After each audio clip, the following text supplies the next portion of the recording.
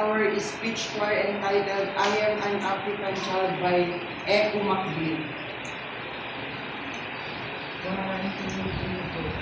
I am an African child, born with a skin the color of chocolate, bright, brilliant, and articulate, strong and bold. I am gifted, talented enough to be the best.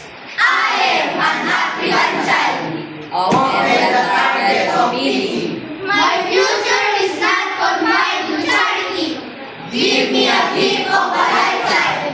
Give me a dream, a door of opportunity. I will try. I am an African child.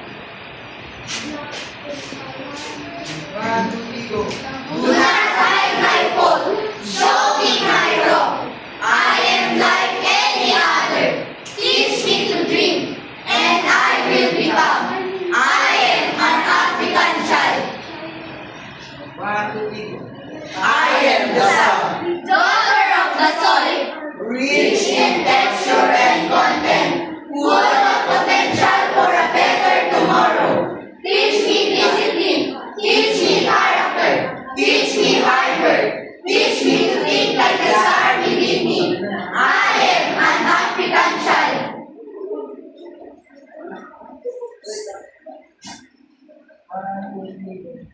I can be extraordinary. Call me William Kamkwamba, the inventor.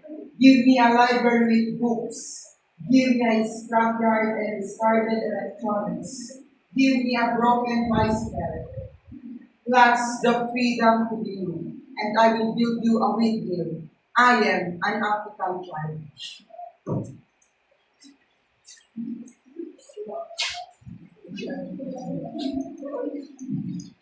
One, two, three, four.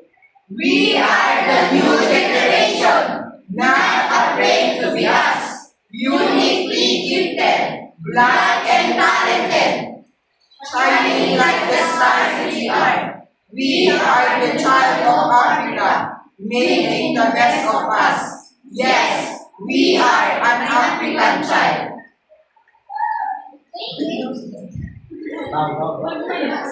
One, two, three, go.